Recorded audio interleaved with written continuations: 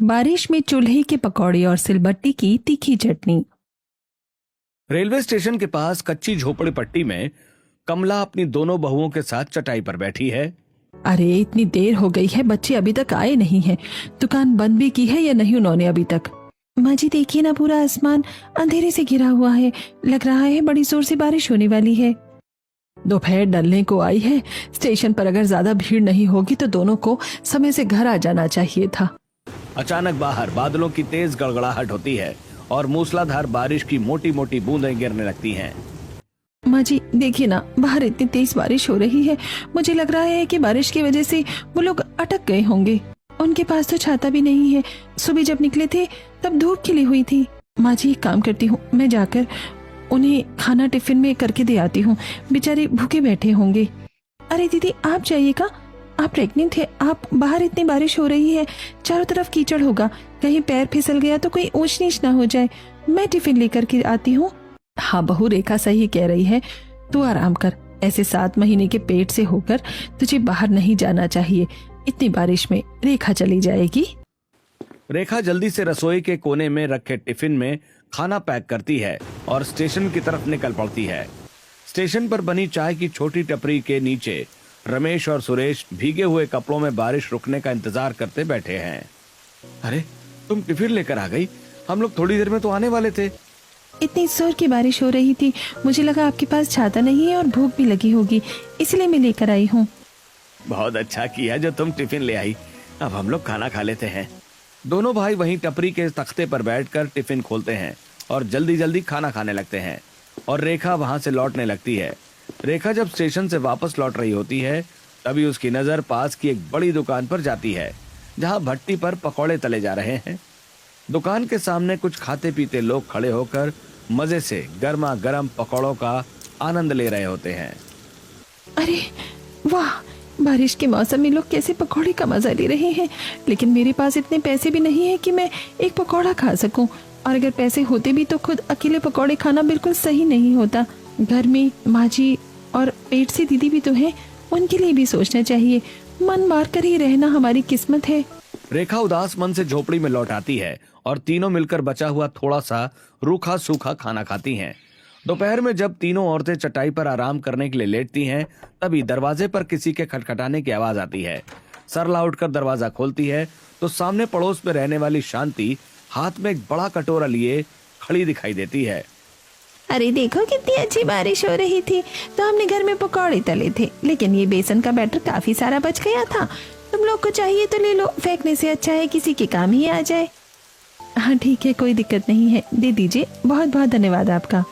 शांति batter देकर चली जाती है। सरला कटोरा लेकर अंदर आती है तो रेखा की आंखें चमक उठती हैं। माँ जी देख रही हैं, भगवान भी हम पर कितने मेहरबान हैं। मुझे रेलवे स्टेशन पर पकौड़ों की दुकान दिखी थी और देखकर खाने का बहुत मन कर रहा था, और देखिए अब घर में बैटर चल कर आया है। अरे बहू, जब बेसन खुद चलकर चौखट पर आ गया है तो तुम लोग चूल्हा सुलगा कर पकौड़े तल ही दो ना। हाँ माँ जी, वैसे भी घर में 2 प्याज और 2 आलू तो पड़े ही हुए हैं, मैं झटपट काट लेती हूँ और पकौड़ी बना देती हूँ। रेखा चूल्हे में सूखी लकड़ियां लगाकर आग जलाती है और कढ़ाई में थोड़ा सा बचा हुआ तेल डालकर गर्म होने रख देती हैं और फिर उसे पकौड़े के बैटर में आलू प्याज सब मिलाकर पकौड़े तलने लगती हैं, जिसे देखकर कमला, ऐसे सादे सूखे सूखे पकौड़े अच्छे नहीं लगेंगे। मैं एक काम करती हूँ, मैं साथ के लिए तीखी चटनी बना देती हूँ। माँ जी आपने तो मेरे बिल्कुल मुंह की ही बात छीन ली। पकौड़े के साथ चटनी का ही तो असली मेल होता है। क्या माँ जी, अगर आप कहें तो मैं इनकी दुकान पर जाकर थोड़ी सी चाय पत्ती ले आऊं, चाय और पकौड़े खा लेंगे। नहीं नहीं सरला, तू बाहर मत जा। वैसे भी तेरा 7वां महीना चल रहा है और तुझे चटपटा खाने का मन करता है, लेकिन हम लोग तो तुझे कुछ अच्छा खिला नहीं पाते। मैं मस्त तीखी चटनी बना देती हूँ। माँ जी लेकिन हमारे पास तो धनिया पत्ता है ही नहीं, ना ही पुदीना पत्ता। सिलबट्टे पर पीसेंगे क्या? कुछ भी तो नहीं है घर में। अरे तू फिक्र मत कर, मेरे पल्लू में 10 रुपए का एक नोट बंधा पड़ा है। मैं अभी जाकर पास के सब्जी वाले के ठेले से धनिया और पुदीना पत्ता लेकर आती हूँ। कमला पुराना छाता तान कर बाहर निकलती है और ठेले से ताजा हरा धनिया, पुदीना और 2 हरी मिर्च खरीद कर ले जाती है और सिलबट्टे को धोकर उस पर धनिया, पुदीना, लहसुन की कलियां, हरी मिर्च और थोड़ा नमक रखकर बट्टे से पीसने लगती हैं। दूसरी तरफ चूल्हे की आंच पर कढ़ाई में तैरते हुए प्याज आलू के पकौड़े सुनहरे और बेहद कुरकुरे होकर छनने लगते हैं। पकौड़े और चटनी तैयार हो जाती हैं और तीनों बैठकर पकौड़े और चटनी खाते हुए। अरे वाह, टेस्टी है ये पकौड़ी, कितना स्वाद है। और चटनी तो पूछो ही मत। माँ जी सचमुच सिलबट्टे की चटनी की बात ही अलग होती है। सिलबट्टे पर मसाले और पत्तियां पिसकर अपना असली रस छोड़ती हैं बहू, तभी तो स्वाद दोगुना हो जाता है। हाँ माँ जी, दीदी बिल्कुल सही कह रही हैं। ये पकौड़े कितने क्रिस्पी हैं और अंदर से एकदम रसीले, और इसके साथ ये चटनी कितनी अच्छी लग रही है। शाम को हमारे पति घर आएंगे तो खुश हो जाएंगे।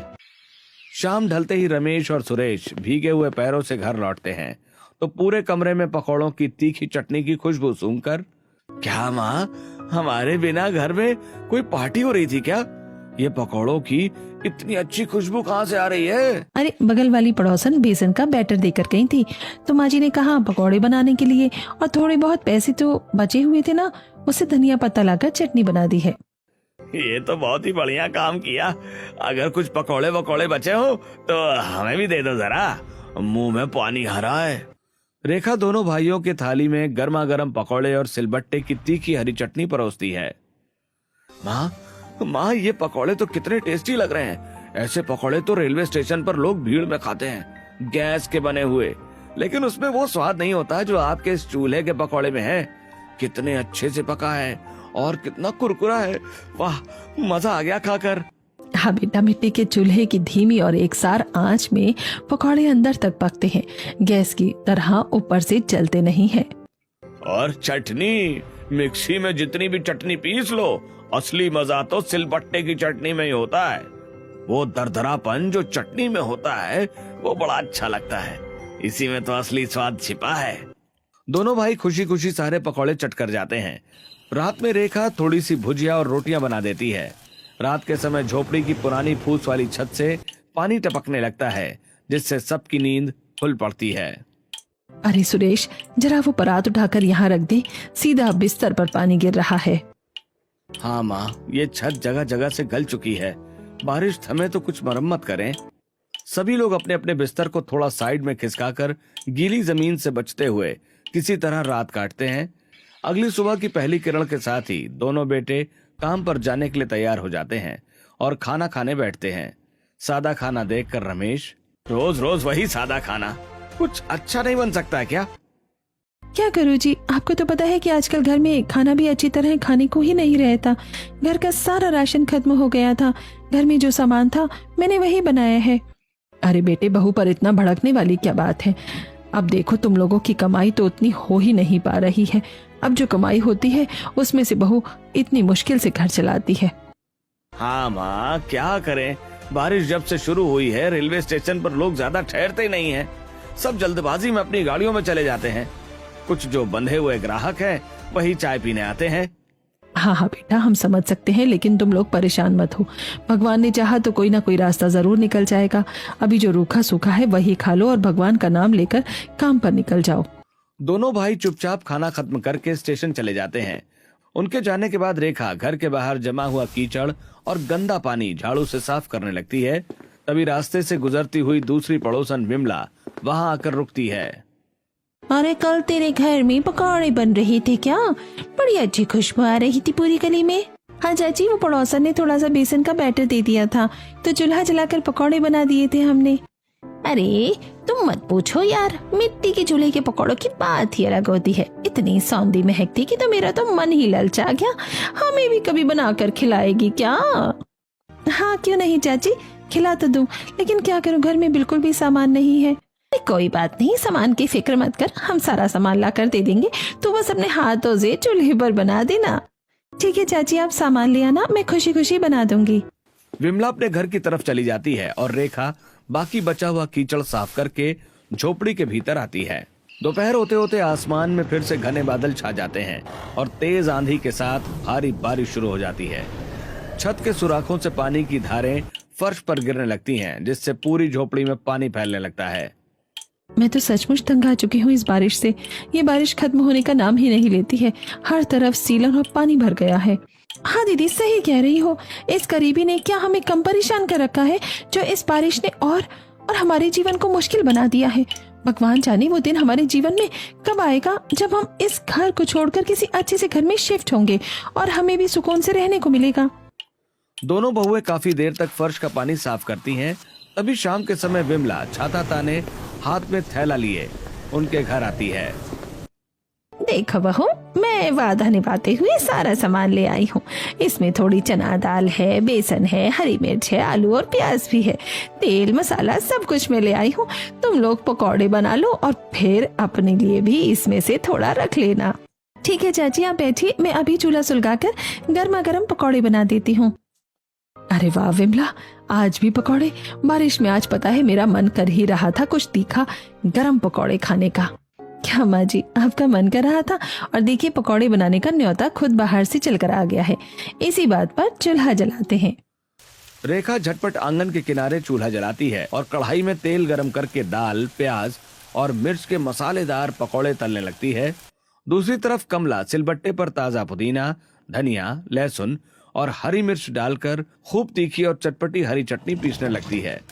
चूल्हे से उठती पकौड़ों की तीखी खुशबू से विमला के मुंह में पानी भर आता है।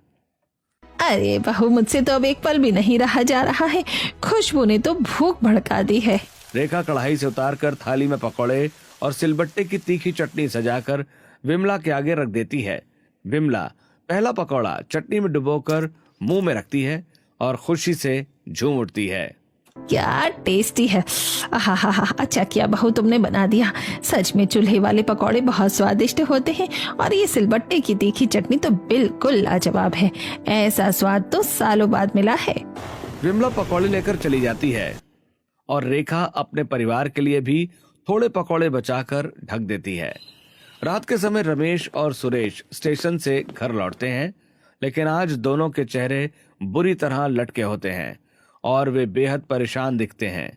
रेखा और सरला दोनों पतियों के आगे रात में बनाई गई पतली खिचड़ी की थाली रख देती हैं। आज शाम को विमला चाची के लिए पकौड़े बनाने में मुझे बहुत ज्यादा देर हो गई थी, इसीलिए रात के लिए सादी खिचड़ी बना दी है। आप लोग खा लीजिए ना, कल सुबह कुछ अच्छा बना दूंगी। नहीं नहीं भाभी, ऐसी कोई बात नहीं है, बस आज अंदर से खाने का बिल्कुल मन नहीं कर रहा है। इन लोगों को अभी स्टेशन वाली बात बताना सही नहीं होगा, पहले ही घर में बहुत परेशानी है। दोनों भाई थोड़ा सा खाना खाकर सो जाते हैं और रात किसी तरह करवटें बदलते कट जाती है।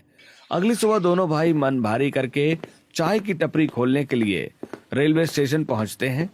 वे टपरी का तख्ता लगाकर चूल्हा जलाते हैं और चाय का पतीला चढ़ाते हैं। तभी अचानक एक सरकारी अफसर कुछ वर्दीधारी पुलिसकर्मियों के साथ वहां आ धमकता है। अरे तुम लोग अपनी ये चाय की टपरी फौरन हटाओ, यहाँ से सारा सामान समेटो। ये ऊपर से आया सख्त सरकारी ऑर्डर है। अब रेलवे स्टेशन परिसर में किसी की भी अनाधिकृत दुकान या टपरी नहीं लगेगी। तुम्हें अपनी टपरी भी खाली करनी होगी। सर जी, हम दोनों हाथ जोड़ते हैं, हम लोग कहाँ जाएंगे? हमारे ऊपर कुछ रहम कीजिए, मत हटाइए हमारी इस छोटी सी टपरी को। हम लोग बहुत गरीब लोग हैं और यहीं पास की झोपड़ी में रहते हैं, इसी से हमारा चूल्हा चौका चलता है। हम कोई दलील नहीं सुनना चाहते। मैंने तुम्हें खाली करने के लिए पहले ही नोटिस दिया था, लेकिन तुम लोगों को सुनाई नहीं दिया। अब भुगतो। अफसर के इशारे पर कर्मचारी टपरी के बांस और तख्ते तोड़कर नाली में फेंक देते हैं और दोनों भाइयों को धक्के मारकर भगा देते हैं। रमेश और सुरेश रोते हुए और अपने टूटे हुए बर्तन समेटकर उदास मन से घर लौटाते हैं और अपने घर वालों को सारी बातें बताते हैं। हे भगवान, ये क्या अनर्थ हो गया। अब हमारी रोटी का क्या होगा? आप लोग ऐसी हिम्मत मत हारिए, कोई ना कोई काम हमें जरूर मिल जाएगा। हाँ बहू बिल्कुल सही कह रही है, हौसला मत छोड़ो। मेरी पत्नी 7 महीने के पेट से है, अब कभी भी डिलीवरी के लिए अस्पताल जाना पड़ सकता है। अगर उसके लिए पैसे नहीं रहेंगे तो क्या करूंगा मैं कैसा लाचार पति हूँ जो अपने होने वाले बच्चे के लिए कुछ नहीं कर पा रहा। धनिया लाने तक के पैसे नहीं है जेब में। बेटा देख, ऐसे हिम्मत मत हार। जब भगवान एक रास्ता बंद करता है तो 10 नए रास्ते खोल देता है। तुम दोनों शहर में कोई काम और ढूंढो, जरूर मिल जाएगा। अगले 2 दिन तक रमेश और सुरेश तेज बारिश में छाता ताने शहर के हर कोने, बाजार और दुकानों में मजदूरी ढूंढने भटकते हैं, लेकिन कहीं कोई काम नहीं मिलता। ऐसे कुछ दिन बीत जाते हैं। परिवार भुखमरी के कगार पर पहुंच जाता है। तभी कुछ दूरी पर रहने वाली बुआ उनके घर आती हैं। अरे कमला, आज हमारे घर में मेरे छोटे पोते का जन्मदिन है। तुम सभी को सपरिवार आना है। बहुत बड़ी दावत रखी है हमने। हाँ बुआ जी, हम लोग जरूर आएंगे। कमला के जाने के बाद रेखा, माँ जी, घर में चूल्हा जलाने को एक दाना नहीं है। अच्छा है हम सब बुआ जी के घर चलकर खाना खा लेते हैं। पूरा परिवार बुआ के बड़े और आलीशान पक्के मकान में पहुंचता है, जहां बहुत सारे मेहमान जमा होते हैं। तभी रसोई के भीतर से बुआ का रसोइया पेट पकड़े पसीने से लथपथ होकर बाहर निकलता है। मालकिन, मेरे पेट में बहुत तेज मरोड़ और दर्द हो रहा है। मुझसे खड़ा भी नहीं हुआ जा रहा है। मैं और खाना नहीं बना पाऊंगा। आप किसी और से बनवा लीजिए। अरे ऐसे कैसे बीच में छोड़ दोगे? मेहमान जमा हो रहे हैं, नाश्ता कौन बनाएगा? मुझे जाने दीजिए मालकिन। अगर मैं बाथरूम नहीं गया तो बहुत बड़ी गड़बड़ हो जाएगी। पेट में भयंकर गुड़मुड़ हो रहा है, न खाना भी बना पाऊंगा अब। रसोइया अपनी धोती को दोनों हाथों से पकड़कर बड़ी मुश्किल से लड़खड़ाते हुए बाथरूम की तरफ भागता है और अंदर बंद हो जाता है। बुआ जी आप बिल्कुल चिंता मत कीजिए, मुझे बहुत अच्छे पकौड़े बनाने आते हैं। मैं चूल्हे पर पकौड़े तल दूंगी, आप बिल्कुल फिक्र मत कीजिए। और बुआ जी मैं सिलबट्टे पर तीखी और चटपटी चटनी पीस दूंगी। मुझे 2-3 तरह की चटनी बनानी आती है। आज ऐसी तीखी चटनी बनाऊंगी कि सब उंगलियां झाड़ते रह जाएंगे। सरला आंगन के चूल्हे पर बड़ी कढ़ाई चढ़ाती है और बेसन के गाढ़े बैटर में आलू, प्याज और मिर्च डुबोकर खौलते तेल में डालने लगती है। दूसरी तरफ रेखा सिलबट्टे पर भुनी मूंगफली, पुदीना, हरा धनिया और लाल टमाटर रखकर बट्टे से दरदरी तीखी चटनी तैयार करती हैं।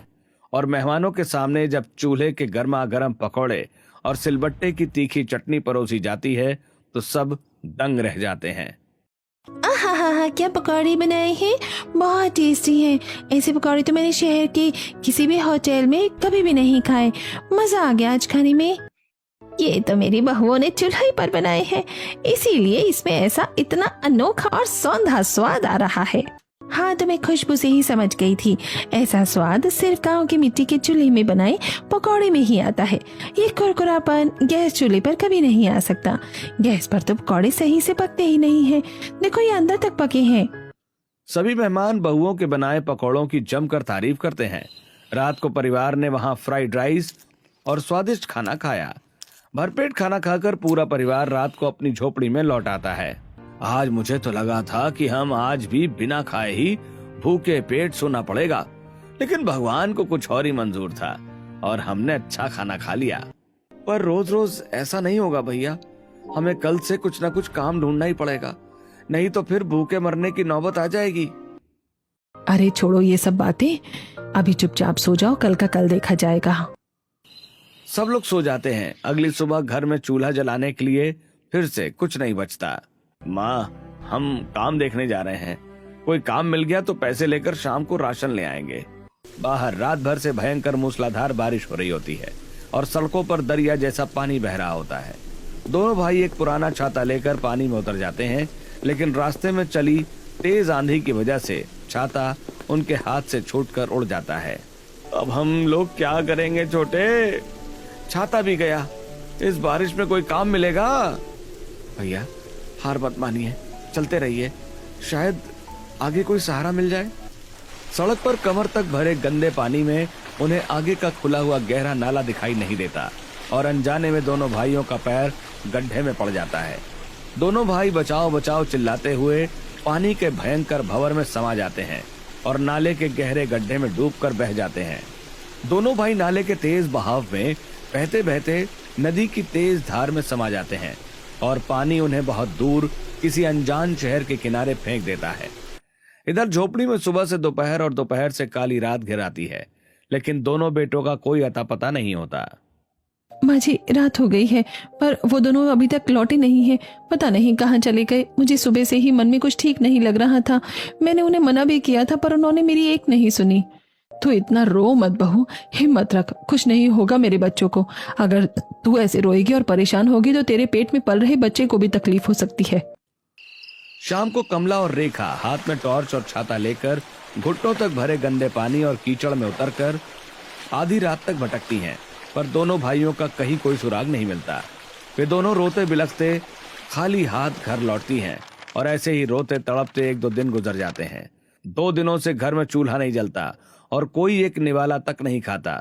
लगातार भूखे रहने के कारण गर्भवती सरला की तबीयत अचानक बहुत बिगड़ जाती है और वो जमीन पर गिरकर बेहोश हो जाती है। माँ जी देखिए ना, दीदी को क्या हो गया है। वो जमीन पर अचेत पड़ी है। वो भूख की वजह से पूरी तरह बेहोश हो चुकी है।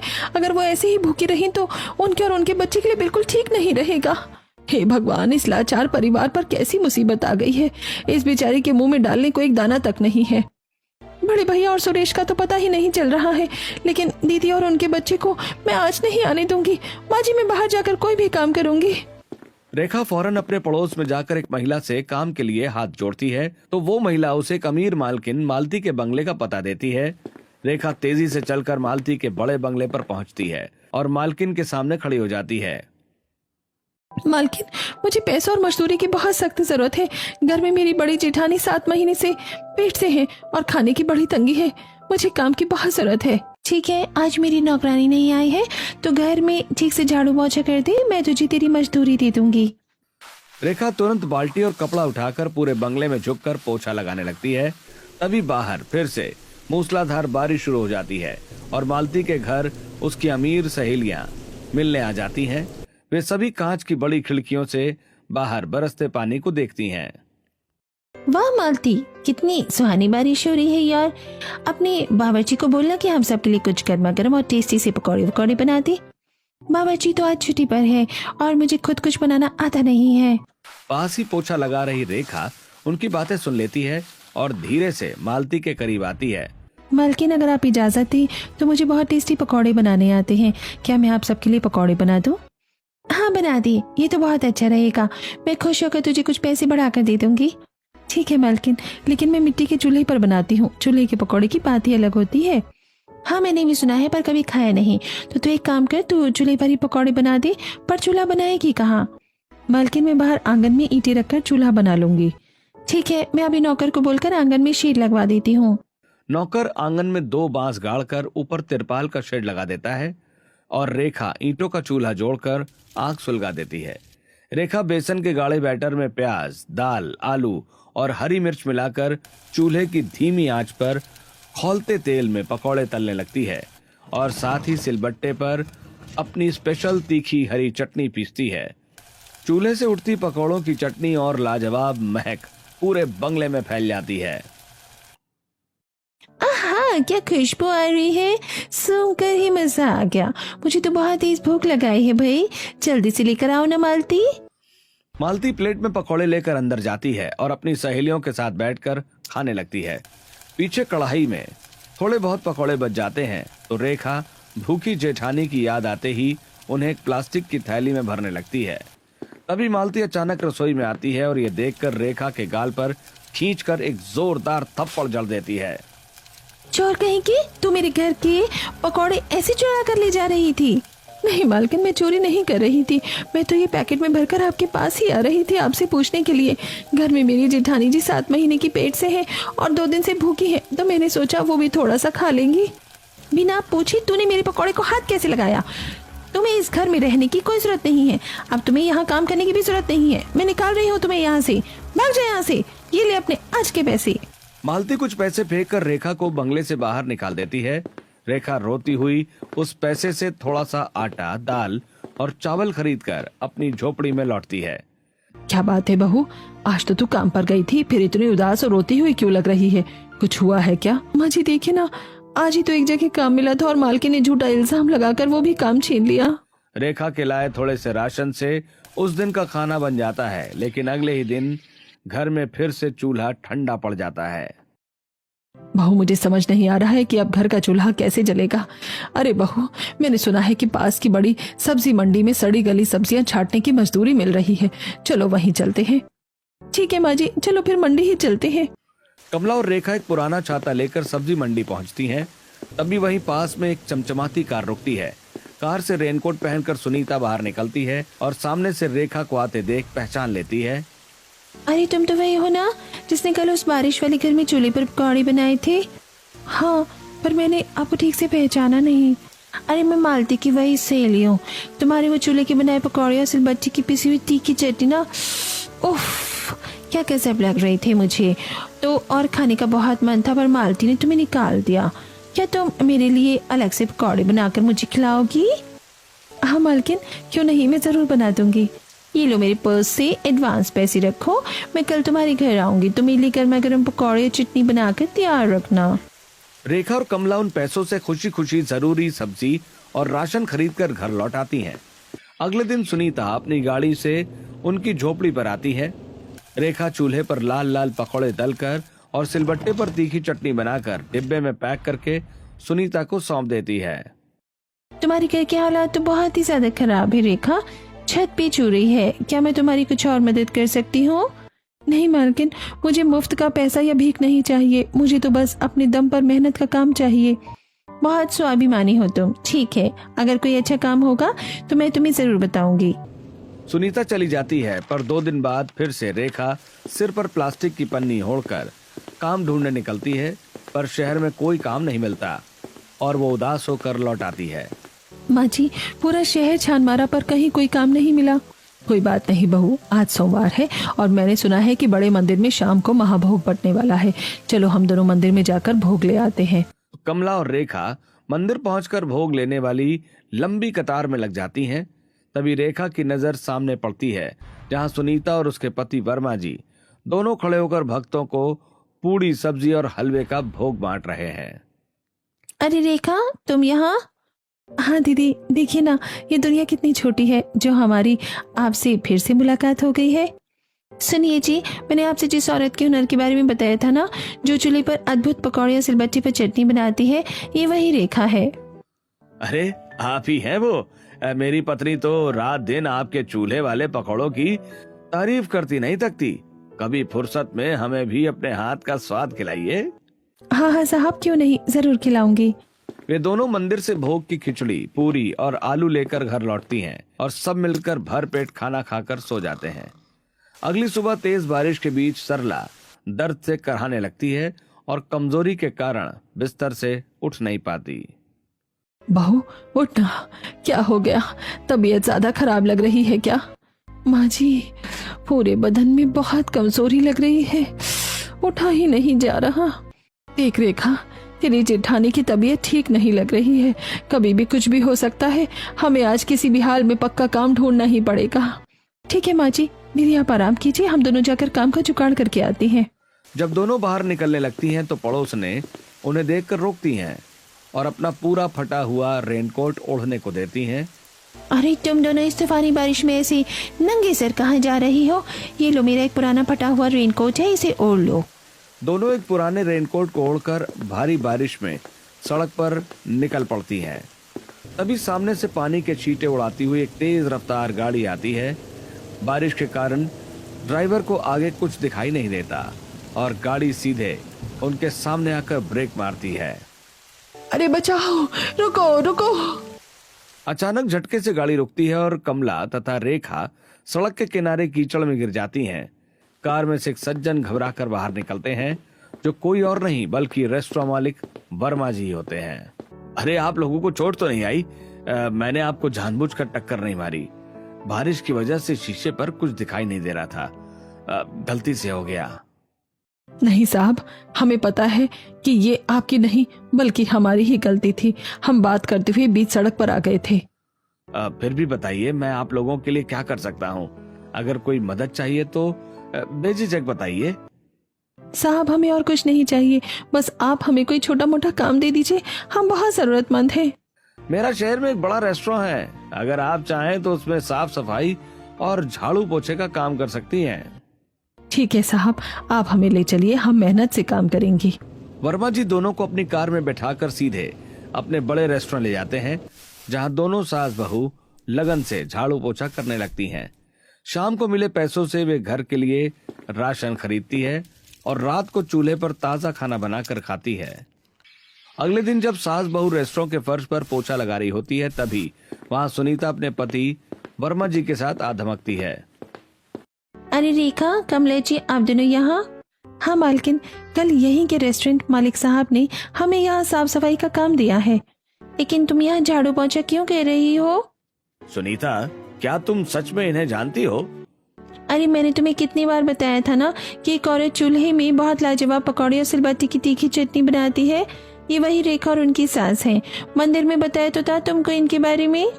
अरे अगर ऐसी बात है तो आज हमारे रेस्टोरेंट में भी अपने हाथ का कमाल दिखाइए, हमें भी खिलाइए। लेकिन साहब, आपके इस बड़े और आधुनिक रेस्टोरेंट में तो कहीं मिट्टी का चूल्हा है ही नहीं। अरे उसकी चिंता मत कीजिए, हमारे रेस्टोरेंट के बगल में खाली जगह पर एक टीन शेड का बड़ा शेड बना हुआ है, आप वहां आराम से ईंटों का चूल्हा बना लीजिए। रेखा और कमला तुरंत शेड के नीचे ईंटें रखकर चूल्हा जलाती हैं और आलू, प्याज, हरी मिर्च तथा दाल को काटकर बेसन के मसालेदार बैटर में मिलाती हैं। रेखा चूल्हे की सौंधी आंच पर कुरकुरे पकौड़े तलने लगती हैं और कमला सिलबट्टे पर ताजा धनिया, पुदीना, लहसुन और हरी मिर्च की तीखी तीखी चटनी पीसने लगती है। ग्राहक हैरान हो जाते हैं। वेटर जब ग्राहकों की मेज पर चूल्हे के पकौड़े और सिलबट्टे की चटनी परोसता है तो ग्राहक उंगलियां चाटने लगते हैं। अरे क्या गजब का स्वाद है, चूल्हे की सौंधी आंच का ऐसा देसी स्वाद तो मैंने सालों पहले अपने गांव में खाया था। गैस के चूल्हे में ये बात कहाँ, अब तो मैं रोज शाम को यही पकौड़े खाने आऊंगा। देखा आपने, आपके रेस्टोरेंट की तो इस बारिश में बिक्री कई गुना बढ़ गई है। अब इन्हें हमेशा के लिए रख लीजिए। हाँ बिल्कुल कमला जी और रेखा जी, कल से आप दोनों हमारे रेस्टोरेंट में मेन कुक के पद पर काम करेंगी। आप सिर्फ चूल्हे के पकौड़े और सिलबट्टे की चटनी बनाइए, आपको झाड़ू पोछा करने की बिल्कुल जरूरत नहीं। दोनों को अच्छी खासी पगार मिलती है और वे बाजार से सरला के लिए पौष्टिक सोयाबीन और राशन खरीदकर खुशी खुशी अपनी झोपड़ी लौटती हैं। उस रात सभी लोग भरपेट अच्छा और पौष्टिक खाना खाकर सुकून की नींद सोने की तैयारी करते हैं। तभी आधी रात के सन्नाटे में झोपड़ी के पुराने दरवाजे पर कोई जोर जोर से खटखटाता है। सरला उठकर संभलते हुए दरवाजा खोलती है तो सामने सिर और हाथ पर पट्टियां बांधे रमेश और सुरेश खड़े दिखाई देते हैं। अरे आप दोनों आ गए, भगवान का लाख लाख शुक्र है। आप लोग इतने दिन कहाँ चले गए थे? हम नाले के तेज बहाव में बहकर नदी में चले गए थे और दूसरे शहर के किनारे जा लगे थे। कई दिनों तक एक सरकारी अस्पताल में बेहोश पड़े रहे। आज जैसी होश आया तो हम सीधे घर वापस चले आए। हमें माफ कर दो, हम तुम सबको मुसीबत में अकेला छोड़कर चले गए थे। आप दोनों सही सलामत लौट आए, हमारे लिए यही सबसे बड़ी बात है। अब आपको फिक्र करने की जरूरत नहीं है, हमारी सारी परेशानियां भगवान ने दूर कर दी हैं। वो कैसे रेखा? मुझे और माँ जी को शहर के एक बहुत बड़े रेस्टोरेंट में चूल्हे के पकौड़े और सिलबट्टे की चटनी बनाने की पक्की नौकरी मिल गई है। हम दोनों वही काम करती हैं। ये तो सचमुच बहुत बड़ा चमत्कार हो गया।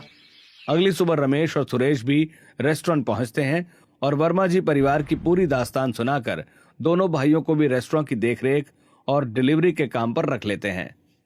आप लोग इतने मेहनती और ईमानदार हैं और आपके घर के हालात के बारे में मेरी पत्नी ने सब कुछ बताया है, इसलिए रेस्टोरेंट के पीछे बना हमारा पक्का पारिवारिक क्वार्टर खाली पड़ा है। आप सब आज ही उस टूटी झोपड़ी को छोड़कर इस पक्के मकान में शिफ्ट हो जाइए। पूरा परिवार खुशी खुशी उस पक्के मकान में रहने आ जाता है और दोनों भाई और दोनों बहुएं मिलकर इस रेस्टोरेंट में काम करने लगते हैं। धीरे धीरे करके उनके पास कुछ पैसे इकट्ठे हो जाते हैं। एक दिन रमेश, माँ मैं सोच रहा हूँ कि क्यों ना हम अपनी खुद की पकौड़े और चटनी की दुकान लगाएं। वैसे भी हमारे हाथ के पकौड़े और चटनी सबको बहुत पसंद आते हैं। अरे बेटा, तूने तो मेरे मुंह की बात छीन ली। हम भी यही चाहते हैं। हम कल से ही अपनी दुकान लगाना शुरू करेंगे। अगले दिन से दोनों भाई दोनों बहुएं मिलकर अपनी खुद की पकौड़े और चटनी की दुकान खोल लेते हैं और धीरे धीरे उनके पकौड़े और चटनी का स्वाद सबको पसंद आता है और उनके पकौड़े अच्छी तरह बिकने लगते हैं। वो लोग पैसे इकट्ठा करके अपना घर भी बनवा लेते हैं और खुशी खुशी जीवन गुजारते हैं।